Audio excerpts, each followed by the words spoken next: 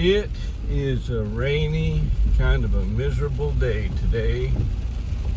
Hope things are looking up where you are because it's kind of dreary here. But I'm on the way to do something that I've been intending to do for some time. And there's only one little window of opportunity each week to do this thing. And I want to say that I'm going to dedicate this video to my buddy, Calvin, RV Living with the Geezer. Check out his channel. There'll be a link in the description. And many of you who, of the few people that actually watch my videos, a lot of you, I think a good percentage, know Calvin, and you're gonna understand why I chose to dedicate this video to him in just a second, as soon as these people go, because the light is green and that means go. And here we go. See the little orange and pink looking letters right there, open? That's where we're going. This is a museum, and it is the Brenham Fire Museum. And this is the old firehouse. Got some Dalmatian statue dogs there. And I'm gonna get parked and get wet on the way going in there, but I'll do anything to make a video that I think my buddy Calvin will enjoy, right? And I hope you enjoy it too. So let's go see what's going on in there. This is a 1923 American of France piece of apparatus. It is all original. It had a restoration completed years ago, and it's completely everything original on the truck. Check out that spotlight. It's pretty Yes. cool, right? And that crank right there, that's the siren, right? Yes, it is. Does that still work? Don't know, and I haven't tried. Yeah, it says don't stay off of it, so Yeah, I'm I not want going you to touch get it. on this one. Those old fire helmets right there. Do you happen to know when this was like decommissioned? I think they used it last in, I want to say the late 50s, maybe early 60s, but I could be extremely off. American La France Fire Engine Company Incorporated, Yes, Elmira, New York, USA. Look at that bell. That looks, I guess that's chrome or silver. Little pressure gauges. How cool. This is, to me, this is an antique, and it's interesting, but it's almost like a piece of art. It's just, it's beautiful. And try to imagine, you know, firemen, look, you got lanterns up there. Those are probably coal oil lanterns for light. The old nozzle. Check out these fire hoses. The stories those hoses could tell, right? There's a rope, probably for rescuing people from second and third stories of buildings or something. Very cool. And this newer engine over here, what is that one? It's an American of France also. It's a mid-50s.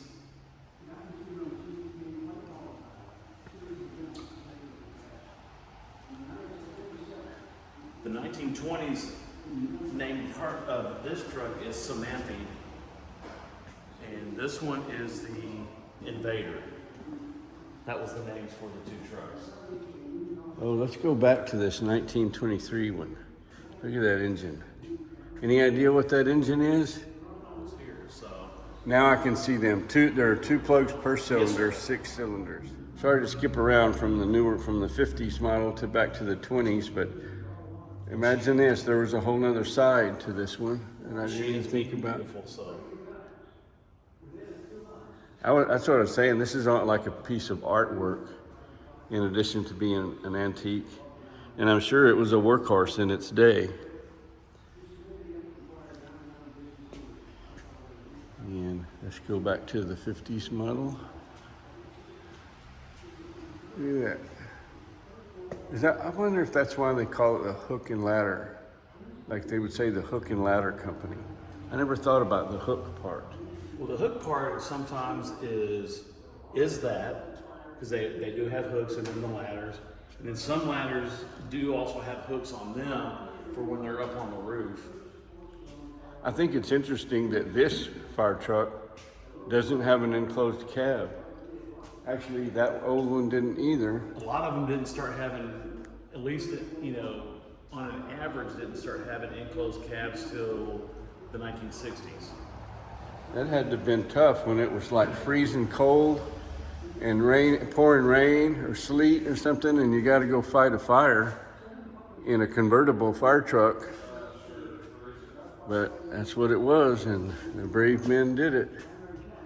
And maybe women, I don't know when they started having women firefighters. Not too many till the 1970s. Is that a bell or a horn? Yes, sir. It is a bell. Spotlights, look at that.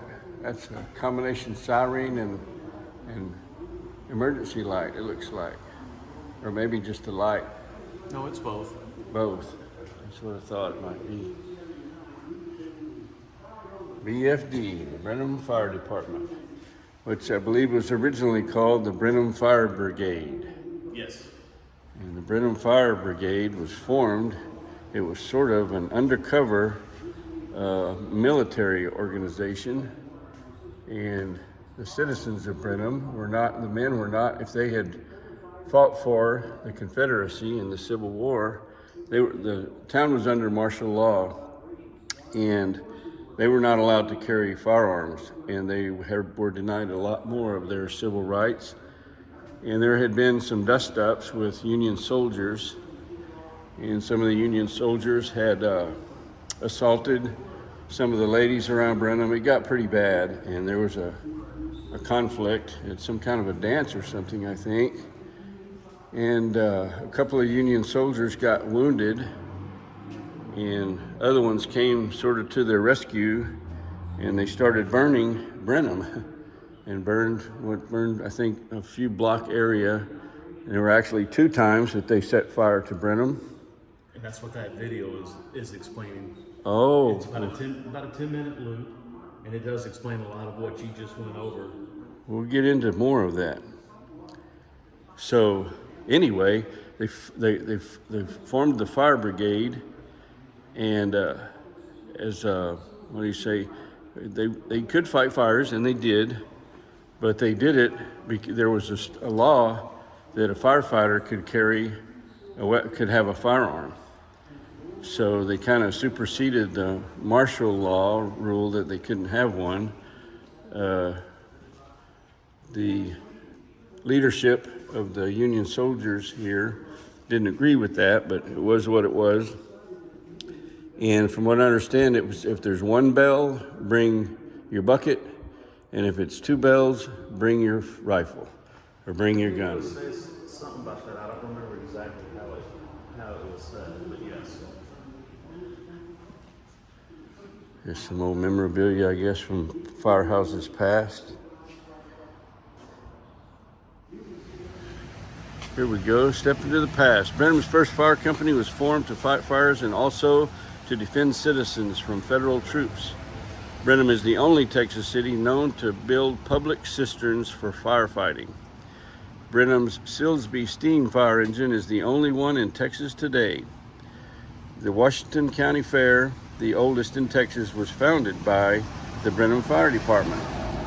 Brenham's annual Mayfest celebration was started by Brenham's firefighters in 1881, and Brenham's system of public cisterns is a Texas archaeological landmark. So here they were, the Brenham Fire Companies. The Brenham Hook and Ladder Company number 1 was organized in 1867. And you can read the rest of those. Okay, let's go see the original. And this thing is pretty cool. I've seen pictures of it and read about the history. And I'll add some of this to this video after the fact. It said yes, it does, so. That's cool. Just let me know when you're done with it. Yes, sir. Thank you. Property of the Brenham Fire Department, Brenham, Texas. Rebuilt by American Fire Engine Company, Seneca Falls, New York in 1901. So this was restored in 1901. Amazing. There's the original sign. Silsby Manufacturing Company, number 607, Island Works, Seneca Falls, New York.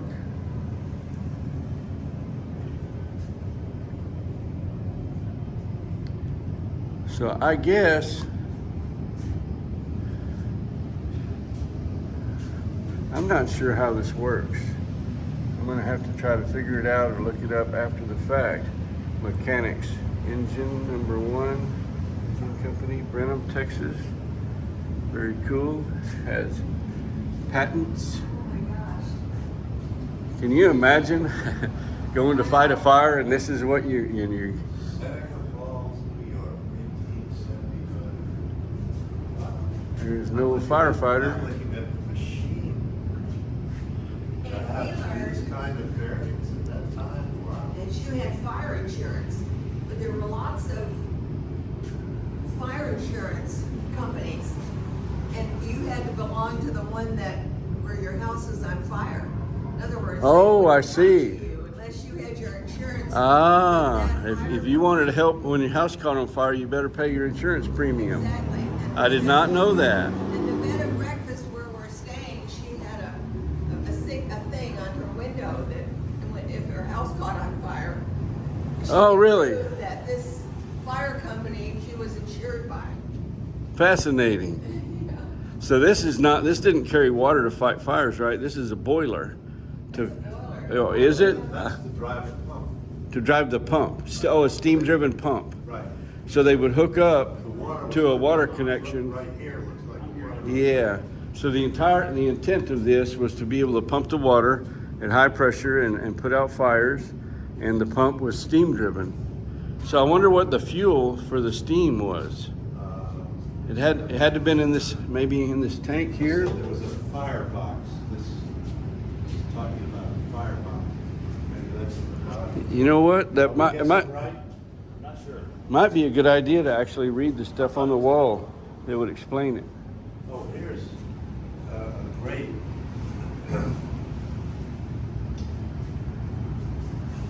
There's Euler. I'm just looking at the machinery and the bearings and the things that this had for 100. Pressure safety valve. Amazing. Another pressure safety valve. Yeah. They got all kinds of things. Level indicator. There's a sight glass. You can tell how much water you got in the boiler. Cool. The boiler, the Silsby boiler. So that is a boiler. Was purchased by the city of Brenham in 1879 Wow. for $3,000. You know, in 1879, that was a lot of money. A lot of Had to money. be. Yep. And was rebuilt in 1901 at a cost of $2,500, Wow. and was taken out of service in 1922. So you had a great hurricane out there. The creation of the local fire department was motivated by the occupation of Brenham by Union troops after the Civil War.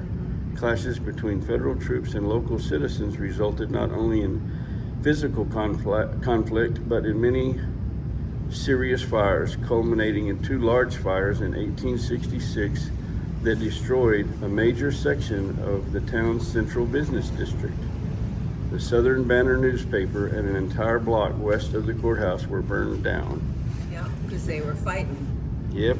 If you want to read the whole story, I recommend you find a copy of the book, The Burning of Brenham, Yeah, because Re- very re- few people know about that.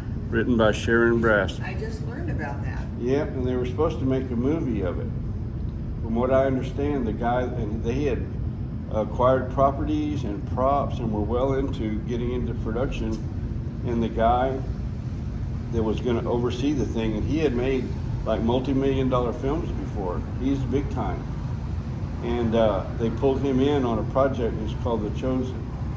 And it was only supposed to be a year or two, a season or two, Yeah. that show. And I think it's in season 7 or 8 now. Oh, so he never- he hasn't been able to come back. Oh.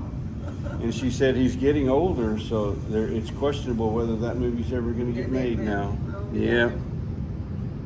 Wow. Here it talks about the horses. I'm not going to read all this stuff, people. And the quick hitch and sculptured horses. A church bell was used as an alarm. A short ring signaled a fire. A long continuous ring indicated there was trouble, and the men should bring a gun. Yep, that's what I This read. must have made a difference, for there are no further reports of clashes or fires set by the Union forces. That's They- some pretty rich history, isn't it? Yep. They hated those damn Yankees. So if you really want to read this, Sharon's book is at the Visitor Center. Yeah. You can buy a copy at the Visitor Center, I'd The like Burning to of do Brenham. that. Yeah. Great. They also have it at the library. If you live here, you can check we it don't out. live here. I think it's like $25, and it's well worth it. Well, It's a okay. great book. Well, this is fascinating. Yes, Thank ma'am. you. Nice to talk to you. Yeah. Merry Christmas to y'all. Christmas. Very cool stuff. There you go, Calvin. You like that stuff? I bet you do. I'm just thinking. That is parts of the pole. Check this out. This pole is from the original firehouse here in Brenham. And see, there's the second story up there. See if I can see the top of it up there. So yeah, firemen really did come down to the bottom floor to get in the fire truck and go fight the fire using a pole. It's not just in the movies. How about that? So if you visit the Brenham Fire Museum, they have here running on a loop a film, and it's I understand it's about 10 minutes, and it goes through all of this history I've been talking about. I'm not going to film the whole thing and publish it. That, I don't know, that just doesn't seem like the right thing to do to me. I just want to make you aware of it. If you're ever in Brenham, you really need to stop by here. It is a cool place. A lot of cool old stuff. Making me feel old. I have some of this stuff. Pumper team. Brenham. You know what these are for? Those are basically fire extinguishers, but they're chemical, and you really don't want one of those to drop and break. Oh, so they would throw them into the fire and then they would bust, and it would be a Yes, chemical sir. that like starves the fire of oxygen or makes a foam or something to help put out the fire. That's interesting. Little fire shirt. Look at these.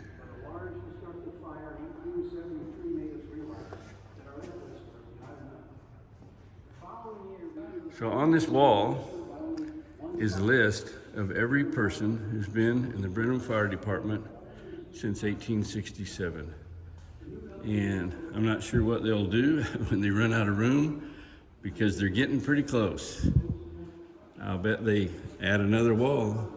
I don't know, there's quite a few spots left, but there's the end of it. They won't run out in my lifetime, I don't think, but someday they'll run out. Look at that. That's a lot of folks that have dedicated their life to fighting fires.